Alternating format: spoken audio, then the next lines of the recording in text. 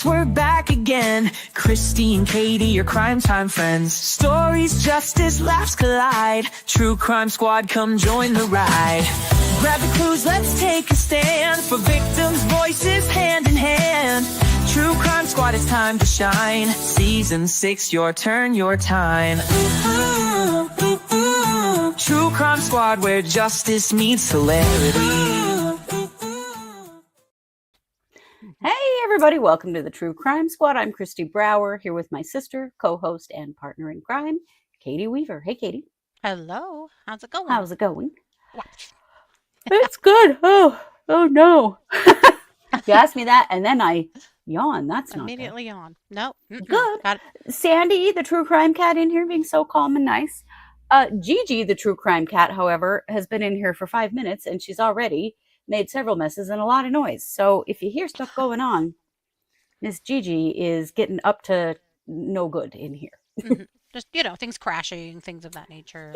Yeah, Oh yeah, she's probably going to come.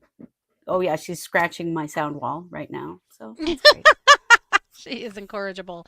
Good thing it doesn't mess up the sound wall. She'll probably climb up on top of it. Yeah. That's one of her favorite tricks. Well, and that's fun. I spent the afternoon in the glass room trying to get more bee bowls out the door. I've had a lot of requests for more bowls, and I haven't had a chance to make them yet. So that's what I was doing. So actually learned how to use a piece of equipment that I've had for a couple of years that I didn't know how to use to cut circles easier. And I whipped out a bunch of circles. So, well, way to go. When I bought my studio, I bought it from someone else that was selling out. And I had never done glass before. I was totally green. So I still have equipment that I don't know how to use. And it's dumb because it's expensive stuff that a lot of glass workers wish they had that I just lucked into. So I finally went, okay, lady, get your shit together. Use YouTube, figure it out. Sure.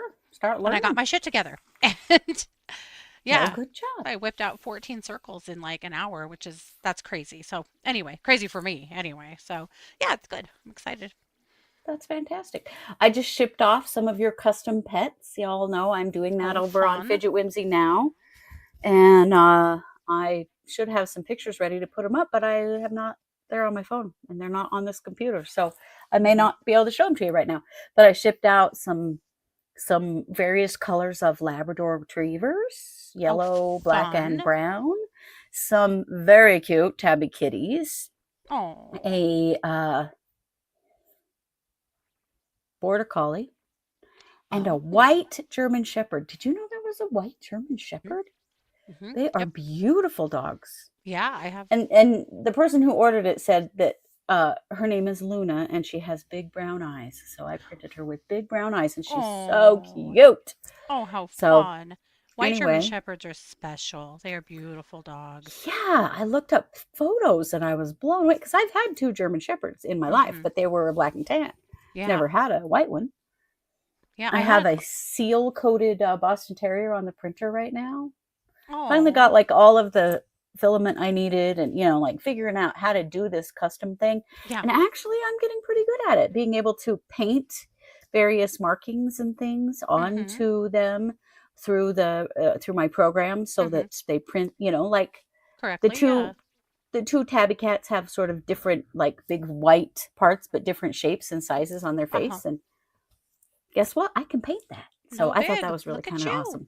Yeah. Look at you learning shit too. Someday we'll know. I know I am. I'm really getting quite a bit better at that. So very good. That's quite awesome. Fun. Yeah. Love it. Very cool. Well, we have a lot of true crime for you. Oh boy. And we may as well start with the queen of true crime, right? Lori Vallow, Daybell. At least you think so. I love this picture of her, because that's pretty much how I feel every single time she opens her mouth. Mm-hmm. She looks perturbed and annoyed, and I think, yep, that tracks. That's what you do to everyone else, Lori. Yep. Yeah. So let's talk a couple things that are going on with her. We talked about that there was an interview with Fox News 10 with one of the jurors, where he indicated that maybe he knew about Lori's 3 life sentences, and there's confusion around what exactly he meant and when he knew that, because this was right after the verdict was read and the jury was released. Yeah. I will say this, though. Someone very quickly notified the judge of that. Sent the judge a message and said, hey, thought you might want to know that a juror just said that. So the judge made what's called a minute entry. The court received an email on April 24th, 2025, forwarded from a court employee who was contacted about a video of a juror's post-verdict juror interview, which can be viewed, and they shared the YouTube video. I think everybody's watched it at this point. The court requests Fox News 10, wasn't it? Yep, it was with Fox News 10. Yeah. The court requests that Ms. Daybell's advisory counsel or investigator provide Ms. Daybell with access to this video before 10 a.m. on April 29th, 2025. So that was yesterday. So basically, the judge is saying, I don't know if this is something or if this is not something, but the defense should know about this, and passed it along. So we'll see what they do with that. We don't know yet if they're going to try to have a hearing around it or something. I mean, I am assuming they probably will, because I would bet they're going to want to speak to that juror. Yep. And get more detail. That will be happening. Yeah. It could cause problems with the case. It could not cause problems with the case. It's not a definitive answer. And we will kind of have to wait and see what they do with it and what the judge determines about it. And they will definitely want, I think, to question this juror to get a little bit more specific about what he was saying, because it was a little bit confusing to me when I listened to it about if he was referring to the night before, or if he was referring to just right then when they'd walked out of the courtroom and they were absolutely inundated with people and information about her. So we'll see. I also think that the Prosecutor K, must have watched the Arizona family interview, which we did, air some of on Monday before we got kicked off on YouTube. That is posted over on our Spotify. If you missed it, and on YouTube, the second half of the episode is the only thing posted. I stitched the two together on our Spotify. So if you missed that, you can still get it, fortunately. But I think she may have watched it, because now this has been filed. She has filed a request for a Rule 609 hearing. And basically, what she says is, if Lori decides to testify in her next murder conspiracy trial, the state will bring up all of her convictions, including the triple murder in Idaho and the latest conviction regarding Charles Vallow, in cross-examination. Right. Now, I mean, I think we knew that was going to happen anyway. Well, they'd already filed for 404B, so yeah, I mean, this was... Right, they want to bring in the conspiracy. Everything in. Yeah. She is. She's like, oh, bet, lady. You want to talk some shit on me on Arizona family? Well, let's be sure that the jury gets to know everything about you. Because she did indicate in that interview that there were some things that she was maybe going to say in this next trial that she hadn't said before, if you recall. And so I think the prosecutor said, bet. Then it's all coming in, lady. We're going to let them know everything you've been convicted of. So interesting. Yeah. So, they went directly from this trial into preparing for the trial of the attempted murder of Brandon Boudreaux. Yeah. So interesting. Which is set to I know start there's in more 4 stuff weeks. coming. Yeah, it starts on June 2nd. And they're set right in the middle of May. They're set for a status conference. So we'll be watching for that. Yeah. Yes. And right. So the juror was interviewed by another podcaster. He said that he didn't understand the question. I don't know. He was maybe one of the people that was a holdout on the original vote. He's also the guy that he said he felt sorry for Lori, which was weird. And anyway, we'll see. It might come to something. It might not. We don't know. Yeah. Tammy says, I saw that during a lengthy interview and he did not mean what he said. I mean, it's really unfair to ambush these people as they're coming out from just finding someone guilty of a life sentenceable crime. Like, give these people a minute. My God. I will die on the hill. The jurors should be completely removed, put on their bus, sent to their car, sent home long before anybody has an opportunity to access them. Right after trials like this. This is insane. So that they can make a choice about whether they are interviewed or not and have some time to get their thoughts together. Like it all happened. And it happened very fast. I mean, they'd only deliberated about 3 hours total. So all of this happened quickly. Yeah. Well, and then the reading of the verdict was really quick, and then it just all happened. But this stuff needs to change. Yeah. It does. Sherry, thank you so much for the super chat. Super chat is on. She says, congrats for 9K. Yes, we finally hit 9K subscribers. It's been our goal for like the last 2 years to hit 10,000, and we're only 1,000 away now. So if you haven't subscribed, please do. Yeah, we're getting there. That's kind of a big goal for us. So I don't know. They say after you get to 10,000, then YouTube pushes you up to the top and you grow faster. Well, that's been our goal and our hope here for the last while. We grew really fast for a little bit, and then we just kind of slowed down. And it's fine. Like, we're happy. But, getting over 10K is a good thing for us. Yeah. Yeah, it is. So, if you haven't hit the subscribe button, please, it is appreciated. Oh, interesting. Wiseowl said that the court offered to let them leave another way, but they refused. Okay. Interesting. Yeah. I don't know. You don't know what they're thinking at that time. Right. Oh, Tammy says that YouTube asked her to rate us. Thank you. I saw that. Thank you, Tammy. That you said nice things. We always appreciate that as well. Yeah. Yes, there were reporters bragging that they ran after the jurors. Yeah, I just we're running after what the are jurors. You doing? Well, and we're like right outside the juror room, grabbing them as they came out. Yeah. Like it was a lot. Yeah.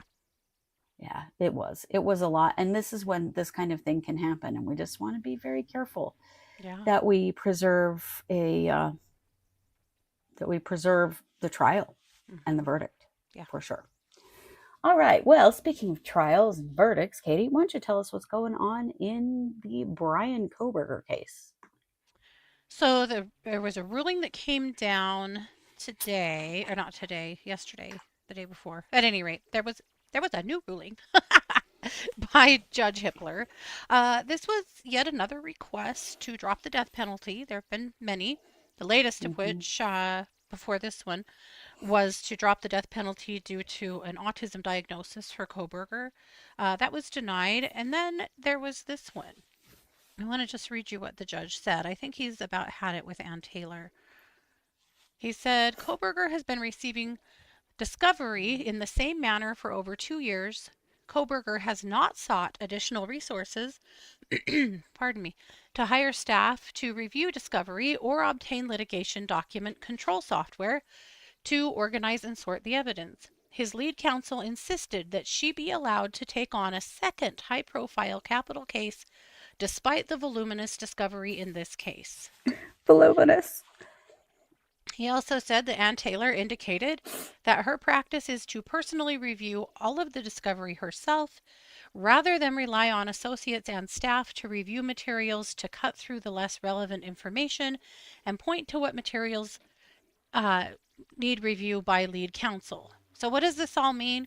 It means that she essentially filed and said, you should drop the death penalty because of the voluminous and disorganized amount of evidence that was dropped on us. It's not fair. Drop the death penalty. And the judge was like, bro. John Pryor. It was like, you have had every bit of time, every bit of resources. You haven't even accessed resources that the court would grant you. Like, this is not a reason. Yeah. Also, this is your second death penalty case you're taking on at the same time? Yeah. Oh, Anne. Yep. Look at her trying to have her cake and eat it too. You can't, man. It doesn't work that way. Yep. So he said no. I think Hippler's had it with Anne at this point. But filings like that are kind of like, be more competent and then you'd be fine. Yeah. So that's and pretty if you actually need more help, why don't you get it? Like she puts it on herself to review Mm-hmm. all of the discovery. Well, that's just insane. That's Mm-hmm. insane. That's That just means she's a control freak. exactly. That's controlling to the next level. To not trust a single human on the planet. Or, but like you said, the doc or the software that sorts all of this so that you can sort it and be able to Right. look up To help relevant you things with that you're it. looking for and stuff. If she thinks that Yeah. the discovery is disorganized, she could have organized it. She's chosen not to, at least in his opinion. So Yeah. here we are. Yeah. Well, good. Good, good. Doesn't seem like a reason to drop the death penalty. It sounds like a very John Pryor request. However, we've certainly heard this before. Well, it does, and it's Dare we say that Ann Taylor is clutching the old pearls? mm-hmm, I mean, voluminous even came out in that filing. Holy crap. mm-hmm, Yep. yep, clutching them real super hard. Yeah. There was also an interview with one of the victims' dads, in which he spilled a little more tea of evidence. Yeah. Gosh, I Not wish they'd stop sure. doing that. I mean, it's Yeah. hard to want to judge the dad of a murdered kid, but this isn't the first time, because this case is gagged, and so there's so much we don't know. But he said that there's some search history from Kohberger that's really damning that is going to be coming out. Uh, yeah, it worries me. It worries me to see these things being said. And He should just stop. This trial is hmm coming. I yep, know it's hard, but you got to wait for it. Like, let's not yeah, risk stuff getting out that could taint a jury pool or anything. yeah. Oh, Irene says Ann Taylor's Mhm. phone is binging off the hook. I'm sure Yes, it that's is. true. If you know, you know. Yeah. So that's it in Kohberger. That is super funny. Hmm. Okay, how about Herb Baumeister? We keep hearing about this dude, even though he's been dead for quite a long time. He is Hmm. the suspected serial killer from Fox Hollow Farm, who immediately upon bone fragments being found on his property, ran to a park in Canada and killed himself, like the anti-hero that he is. And so it's Hmm. always an assumption that these bodies that are being identified on his property at the time, it's not his property now, were his victims. Yep. He's the guy that would go to gay bars and pick up men, bring them home, and likely kill them in the pool room, and Hmm. then wood chipper them out into the The property. land, Yeah. basically. Well, a 10th victim has been identified. Yeah. So this young man right here is, they believe they've got at least 25 victims out there, but they've got now the 10th identified with a name. This is Daniel Thomas Halloran. Let's see. Sanders. His daughter, who is 32 now, said that her dad went missing in 1993 when she was 1 year old. Yep. And, she had always hoped that he was out there somewhere and that she would find him eventually. Hmm. And that this has been really painful for her to find out that he's in fact dead and has been dead that entire time. Yeah. She said she thought, yeah, that someday they'd reunite. That's really Yeah, sad. isn't that sad? But at least now she knows So, he didn't leave her, you know? no, he did He not leave didn't her. abandon her. He did not leave her, not by choice, Yeah. but very sad. Really sad, yeah. But at least the family knows now, what happened to him. Yes. At least Yeah. some idea of what happened. They have found around 10,000 bone fragments and charred Yeah. bones on that property. If you remember, Herb Baumeister owned the Save-A-Lot shopping chain. Oh. And once he was identified as potentially being the serial killer that had all these bone fragments out on his farm, he ran to a park in Canada and took his own life. Yeah. What an asshole. But I'm happy In for so this many young man's ways. family that at least they know. Yeah. Yeah, I mean, he left behind his family who were Mhm. living at that property Yeah. at the time. It's Yeah. crazy. So gross. Yeah. Yeah, very much. But all the love to Daniel's family. And they're using genealogical DNA from Othram Labs to identify did it these again. folks. Yep, they surely did. Yeah. With that, Katie, why don't you tell us what's up with Donna Adelson? Something kind of interesting. I mean, there's been a lot of, the judicial back and forth stuff happening, but something interesting happened. There was a hearing yesterday, and I'm sorry, it was today. I don't know. Where am I? There was a hearing today. This everything in Donna Adelson is sealed, or most of it, and so there's a lot we don't know. But here's what the prosecution said. They said they received a lead last fall that they are continuing to investigate. And now the defense says they need more time to prepare. A lead for what? Don't know. It's sealed. What Are could they they going to possibly have that isn't already out there levy more at this point? charges? Or is there even more evidence to drop? I mean, the defense is furious because they got like 80,000, 100,000 emails like last week that they need to go through. Her trial is supposed to start on June 3rd. The other thing is, That she was seems supposed to unlikely. go to trial in January. Like, Right. this just keeps, and the state keeps coming up with more stuff. So, what the hell? But Yeah. anyway, what were they investigating? What was the lead? Yeah, We don't know. What was that? Yeah, what was it that they haven't already run down? I'm confused about that. Yeah. Lead on prison for a fancy white lady, Irene, remember? Fancy lady, white lady prison, maybe. I don't know. Or maybe something to do with Wendy, the daughter. Maybe. It could be a lot of things. Yeah. It's hard to say.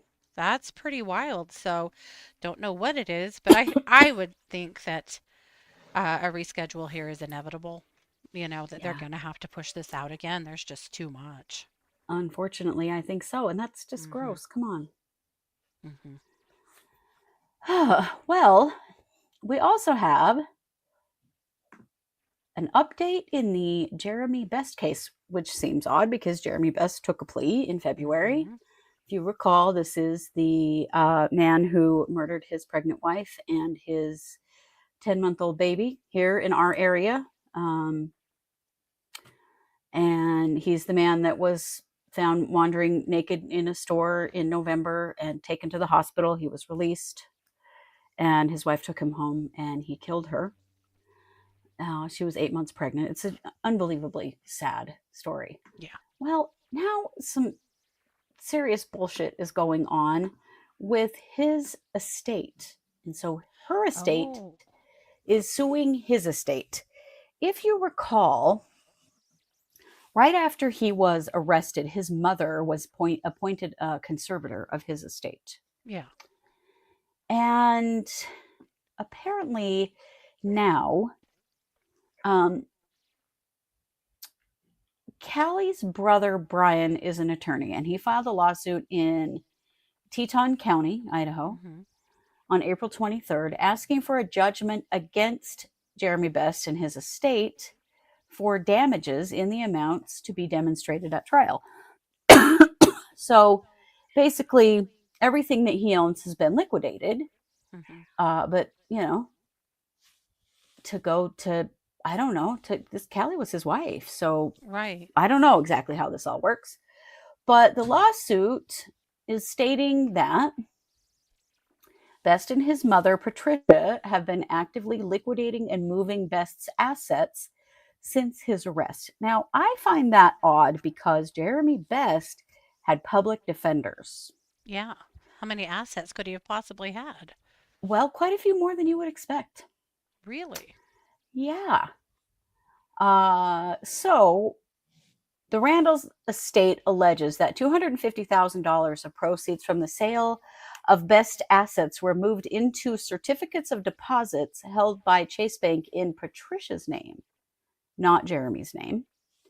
The lawsuit states that the estate believed that on August 29th of 2024, Jeremy, through Patricia, sold 2 properties generating gross proceeds of $317,000. Wow. The estate says that after estimating commissions and costs of approximately 7%, the net proceeds would be around $295,000.75. But according to the lawsuit, only $294,000 was accounted for and deposited into Jeremy's Bank of Commerce account, leaving $1,200 missing. How does he have this many assets and he still has a public defender? I don't understand. I don't understand either.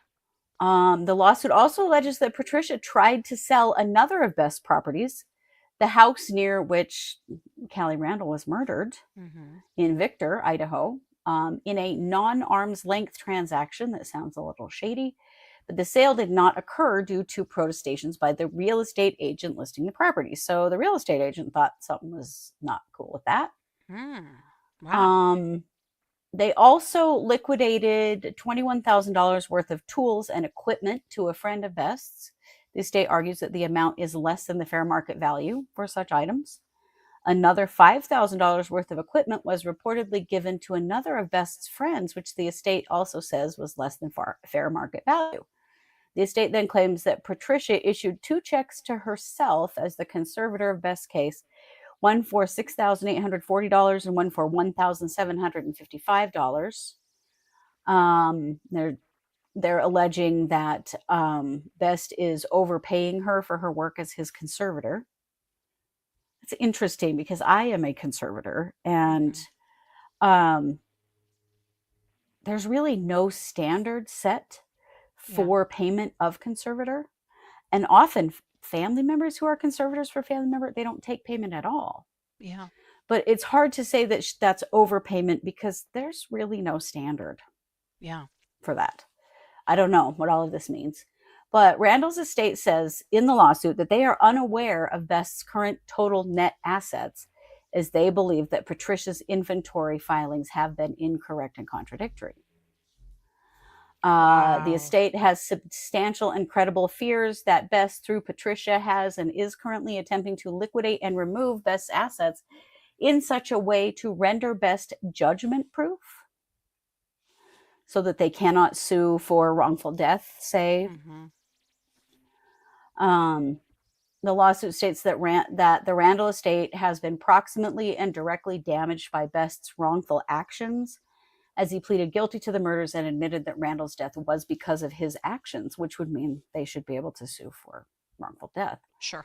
The estate has been proximately and directly damaged by defendants' wrongful actions, which damages include but are not limited to economic damages like medical expenses, funeral and burial costs, lost benefits, lost earnings, and non-economic damages like loss of companionship and emotional distress upon surviving family members in amounts to be proven at trial. So, basically, her family is suing him and saying that he is trying to hide. And I would say it's really probably not him trying to do that, but really his mother, who was his conservator, because Jeremy can't do any of this. He is in prison for life, forever. So I don't know. That's rough. That is makes me sad to think that his Yeah. family would be trying to withhold money. And maybe they're not. Remember, these are just allegations. Yeah. But it's sad to think that there would be withholding anything from her family, considering the outcome of this. Indeed. Oh, that's really sad. Yeah. I mean, all of that is really sad, but geez. The whole thing is hideous. Yeah. Totally hideous. But yeah, it's not something you want to hear was happening. Right. That's for sure. Tool said it could be Jeremy's in on it, but it also could be that the person that's in charge of his estate is taking advantage of his mental health issues. Yeah. Right, because if they're the conservator, then they're acting on his behalf. They don't really. He's unwell. Yeah. They don't necessarily even need him at this point to do things with his estate. So that's not cool. Speaking of things that are not cool, talk to us about Virginia Giuffre. Oh gosh, you guys. You've probably already heard, but this baddie right here has passed away. If you remember, Virginia is the very brave woman who stood up to the Jeffrey Epstein estate and to Ghislaine Maxwell and testified in court many times, is sued for all of the sexual assaults that happened to her, really gave all of the other women that came forward the courage to do so because of her words. And life has been very, very hard for her. And eventually, she and her husband and their children moved to Australia just to get out of the US and kind of out of the Yeah. limelight. And apparently, she was in an accident a few months ago. There's been some domestic violence allegations moving between her and her husband. He had a restraining order. Like things have been rough the last while. Yeah. And she had posted on social media that I am not suicidal, and if anything happens to me, I am not suicidal. Well, she appears now to have taken her own life. And definitely some people are feeling a certain way about that. I don't know Sure. what to say about it except for that it's incredibly sad. It is. This It's this so poor girl. tragic. Oh yeah. Yeah, she's been through everything from being sexually assaulted as a young child to being homeless to then she was working in a locker room area at Mar-a-Lago where she met Ghislaine Maxwell, who recruited her to come, work for Jeffrey Epstein, and that's where everything rolled downhill for her. Well, she Yeah. had already had a hard time before that, and then all of this. Right. So, it's incredibly sad. It is. And so, all of our And love we to her all, family, to her children. My God, what a yeah, tragic life. absolutely. And she has been such an inspiration for so many Yeah, victims of sex trafficking. And, her bravery yeah, to come forward really brought so many other victims the yeah, strength they needed to come forward as well. yeah, yeah, Right. Her husband had been granted custody of their yeah, children. She was being unable to see them. yeah. It was a really rough situation. Things had really taken a bad turn. Yeah, Virginia yep. is a hero. Absolutely, she is. Yep, And that's something that, she will always go down in history as a yep, hero. yep. Sad, sad, sad. Okay, well, let's move on to some not heroes. This guy right here. This would be the former fire chief of Tremonton, Utah. This is in Box Elder County, Utah. This is the guy who he and the judge in his community have now both been charged with obtaining child sexual abuse material, having some weird, creepy relationship with each other, and talking about abusing each other's family members and coercion and, attempting to abuse minors and all that stuff. We've talked about this case quite a bit already. Well, now there is a lawsuit against him. So this is Ned Brady Hansen. There is a civil lawsuit against him now for abusing a family member. Two family members, once since 2018 and another since 2020. Yep. Trash human right here. Where's the criminal charge for this? Where is the criminal charge for Is it this? coming? Is this just forcing law enforcement's hand? Why I right would now? imagine so, I mean, because I he's hope been so. charged with a bunch of stuff, but he's not been charged with these two Mm-mm. victims. No, and it's not like these are outside of a statute of limitations or anything, so They're I'm not. hoping They're this is a quite recent. precursor to more charges. Yeah. So the family is seeking damages in excess of $300,000. So he was charged in January with 8 counts of sexual exploitation of a minor. Hmm. So we'll see what all of this is, how this is all going to shake out. I mean, this has been a huge upheaval in this very small area. Yeah. Of course, he was sharing child sexual abuse material through videos and photos. For the Kick And app, right? yeah, yep, the Kick app. And by in their investigation of him, they discovered that the judge that initially let him out without bond this guy right here, Kevin Christensen, which I'm happy to say we have a real bad photo of him looking terrible, rather than the only one we had, which was his judge photo before, because he is disgraced now and in jail himself. This is Kevin Christensen. He has now, resigned from his judgeship. Yeah, right. No kidding. And is facing federal charges. Yeah. And other sex crimes. So he and Hansen were sharing child sexual abuse material. They were talking about abusing each other's young family members, like absolutely the worst of the worst. Yep. So just more shit is rolling downhill onto these two jackasses, which there are no two people on the planet that deserve it more than Kevin Christensen and old Ned Hansen here. So sucks to suck, but we're sure glad you're caught now. I don't think anyone wants to ever have to worry about your dumbasses again. And hopefully we won't, because they have state charges and also federal charges, because distributing child sexual abuse material is a federal crime. So hopefully these two will never get out. Absolutely.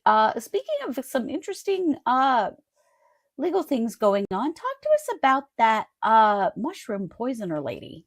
I forget her name, Aaron someone. Yes. Yeah, you guys remember this happened in Australia, in Victoria. This is Erin Patterson. This is the woman who had invited her soon-to-be ex-in-laws to their to her home for dinner, and she served beef Wellington, which is a dish that has mushrooms in it. And within a couple of days, 3 of the 4 very elderly people that had been, well, let's not say very, just elderly people who had come to dinner, were dead. And after toxicology was run, they discovered that they had been fed some very poisonous mushrooms. Yeah. So we've talked about this case a few times. It's headed to trial. Actually, opening statements were today. But they have announced that they actually have dropped some attempted murder charges. And one of them is attempted murder charges for her husband. The reason she had an attempted murder charge on him is due to the fact that she had invited him to that lunch, but he decided not to go. So he didn't go, but he let his whole family go. Yeah. What? That whole thing is sketchy to me. I know. He must not have thought that was going to happen. But yes, but also there had been some allegations about her doing stuff like this, doing some poisoning before this, years before this. And so, unfortunately, some of those charges were dropped. So essentially, she still has the murder charges for the people who died and the attempted murder charges for the person who was poisoned who did not die, but they dropped some other attempted murder charges. And they're headed to trial. Again, opening statements were today. So very interesting. Headed right on down the road, but right? They were estranged, yeah. And yeah, did she want him back? Like, why was she having his whole family over for lunch? Right? And why did they go? Like, yeah, they're estranged. Well, this there's seems kids weird involved. and awkward. Yeah. Okay. There's children involved, and so I'm guessing that was why, that maybe they were trying to work some things out with her, play nice with her in that aspect because of the kids. That would be my assumption. I don't know that, but it is a very odd situation for sure. Yeah. Yeah. Seems very strange. Well, yeah, interesting. But 3 members of that family just dead just like that. Very sad. Wild. Yeah. Yeah, somebody said nobody will ever go to lunch with the ex ever again. Right? Right? People are like, you can eat by yourself. We'll be okay. We'll bring our own food. We'll just bring our own food. Let's just meet at the Olive Garden, okay? Yeah. Yeah. Yeah. I know. It is. It's creepy. It is. So But creepy. anyway, we'll keep a close eye on it. Yeah. Did she get ill as well? I'm not familiar with her getting ill, Carolyn, but it could I be. I don't can't know. remember. We've She had was several of these also mushroom poisoners recently, and I can't always keep them straight. she was a mushroomer and knew very Hmm. well what mushrooms would be poisonous and which ones would be not. And Right? I so, would be terrified to pick mushrooms and then feed them to someone else or myself. right? Unless you really know. You'd have to be Yeah. really confident that you knew what you were doing. I would never do that. Mm-hmm. Yeah. Scary. Well, we Very, picked very morels, scary. but morels are pretty straightforward. Those are But pretty yes. obviously, yeah. But I Yeah. mean, there's a lot of stuff that, like, no, thank you. Mm-hmm. I just don't even like them, so that's all right. Sure. Oh, maybe she Gran feigned says, I think she illness. feigned. Maybe. Yeah. Yeah, yeah. Yikes. Jesus. Okay. Well, we'll keep an eye on Well, it. It's a we trial. will keep an eye on it. Yes. And lastly, Katie, you have an update for us in Ariel Kalua, which we have not had one in a long damn time. Mm-hmm. I wish I had more, unfortunately. This is little Ariel. We've talked about this case a lot, but it's also been on hold for a long time. It sure So has. Ariel, we call her Ariel. Her name is Ariel Sellers. That was her bio name. Then she was adopted, Mm-hmm. and her adoptive parents, uh, they renamed her Isabella Kahluah. But her bio family has, they refer to her as Ariel, and so do we. But Ariel lived in Hawaii. She was adopted by the Kahluah family, Sunny and Lahua. And Ariel went missing 4 years ago and was missing. About the time that every 4 year, like all Yeah, of these like 4 to 6 year old kids went missing, went missing. It was like it was a whole rash of it. Yeah. all in the same year. Yeah. And it was one of those, we just woke up and she was gone. We have no idea. She's kind of a wanderer. We don't really know, kind of a deal. Well, Like what? the Kahluahs Ugh. had other children, and some of them were Ariel's bio siblings. Some, I believe, were not. But as they start to investigate this, they begin to realize they start to smell a rat. So, of course, as often happens in missing cases, missing children cases, the other children were immediately taken into state's custody. And while they had them in state's custody, they started talking to the older kids. There were kids that were closer to like 10, 12. And they spilled some tea that was very, very concerning.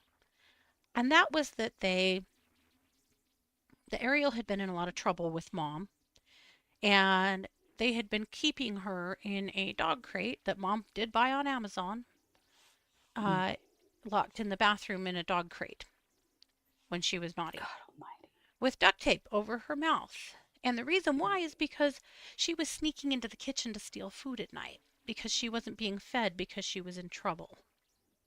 God. They were People are so abusing hideous. the hell out of her.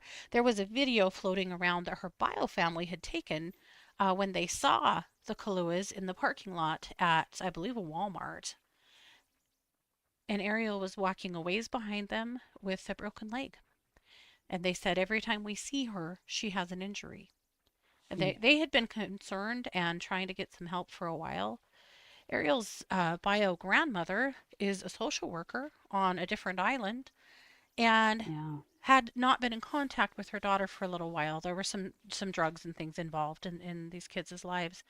And they took these kids into state's custody and just immediately placed them with the Kahluahs and did not give the grandmother the first right of refusal to potentially foster these kids or take them in. And she has been really vocal about that and devastated about the fact that she would have had she been given the opportunity, but she wasn't. And she's a very suitable household. But Right. instead, they went to these monsters. So there was a filing about a month ago that I hadn't talked about. So I'll share a little of that. But Ariel's body's never been found. The Kahluahs were finally arrested I'm not sure, about a month after she went missing, I think. Uh, Mm-hmm. they think that the reason they finally called the police one day and pretended like she had just gone missing is because they were due in court the following week to finalize the adoption of Ariel's little sister, her 2-year-old little sister. Mm. And obviously, all of the kids would have been present for that, and Right. they were missing a kid. Yeah. So, because as it turned out from their investigation and from what the other kids had said, Ariel had been gone for a time, a month or two at least, before they actually reported her missing. So, Ariel's never been found. And because of that, there's been a huge manhunt for her. There has been for a long time, and a lot of questions about where in the world is this little one. And So, when did she actually go missing? so one of the older daughters has now said that she was forced to help do away with Ariel's remains. Talked about her parents taking cooking pots and items to the beach and going into public bathrooms and pouring things down and items, emptying pots and chemicals down into the toilets in public beaches. And I don't know God. exactly what that means. And I think I don't even want to know exactly what that means, to be honest. But it's, they believe that they basically were, you know, breaking down and disposing of her body in public places. My So God. it's really terrible. This whole Yeah, case it is is. really terrible. It has practically no coverage. We've been No, very lucky that one of our listeners lives on that island.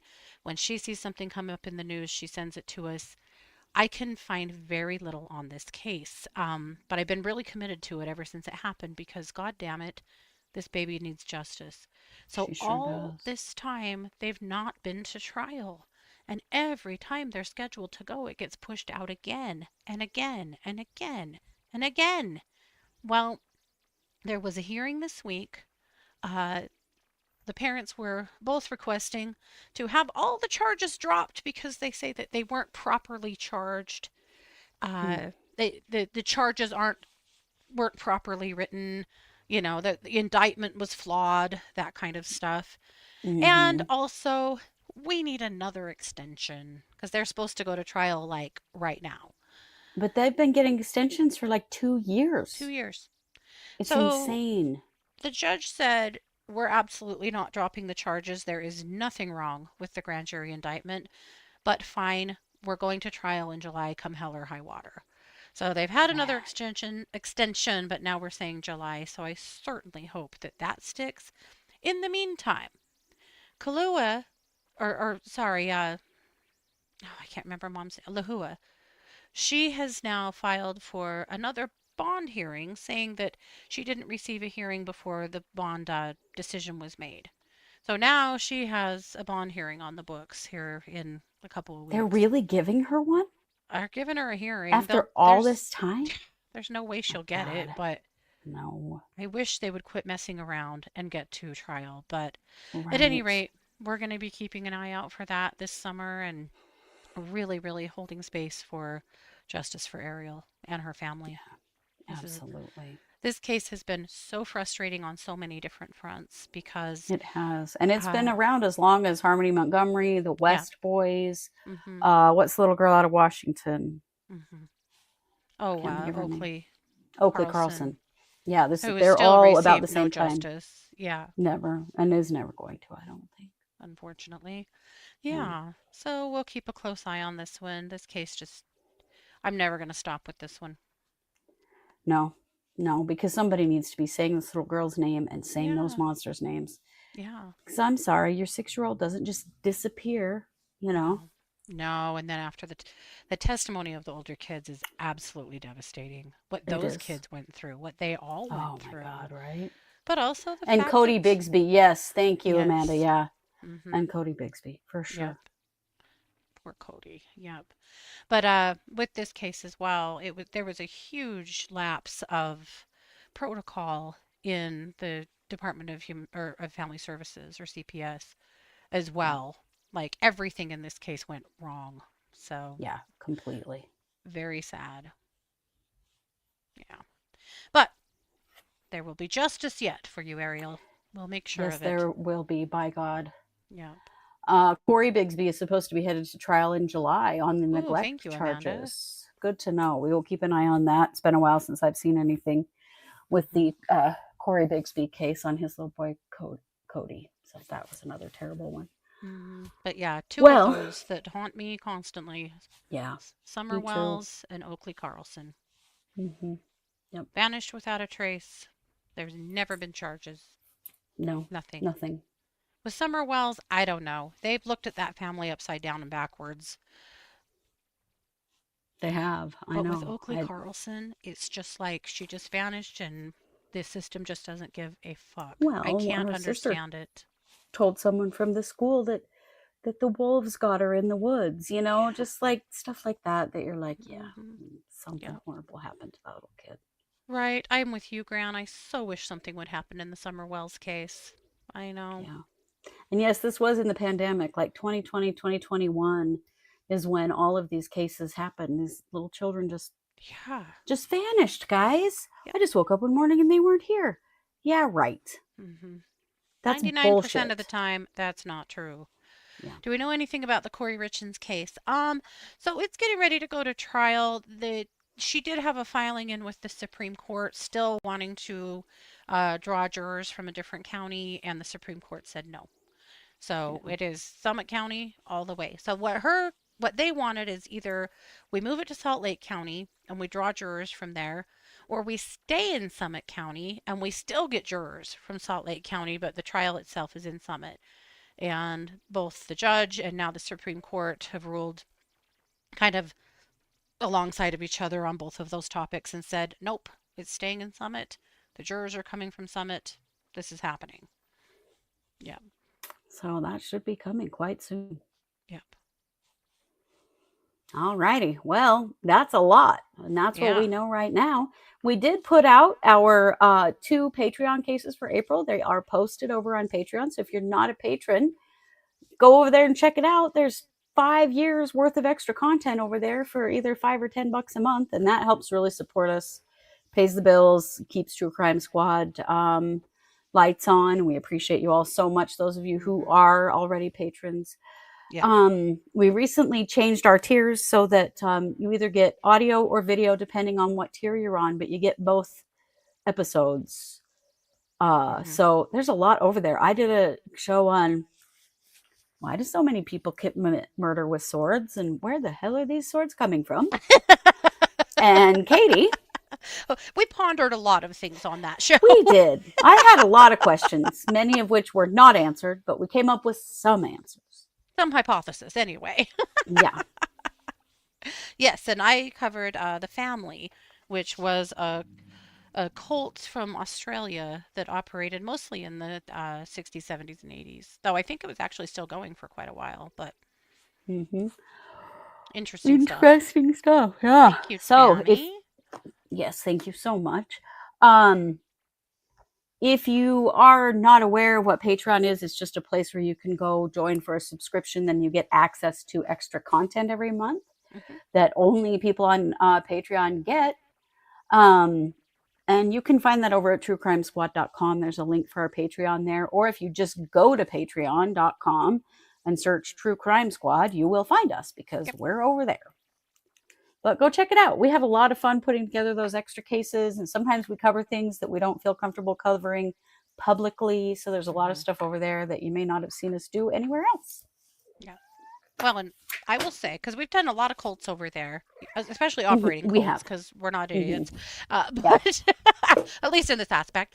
But the cult I covered this time led me to a polygamy murder cult that I'm going to cover next month. That holy hell. Oh, good Lord. Yeah. Oh, wow. All right. Okay. Well, thank you all for joining us, whether you've been here live or after the fact. We appreciate you all so very much. We'll be back tomorrow, Thursday, with our usual live at 3 p.m. Mountain. And you know what? We are the True Crime Squad. Thanks for being here. Take care.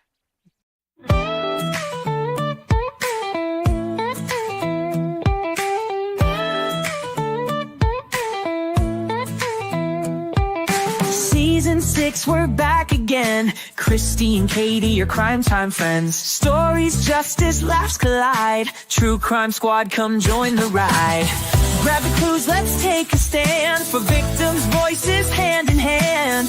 True Crime Squad, it's time to shine. Season 6, your turn, your time.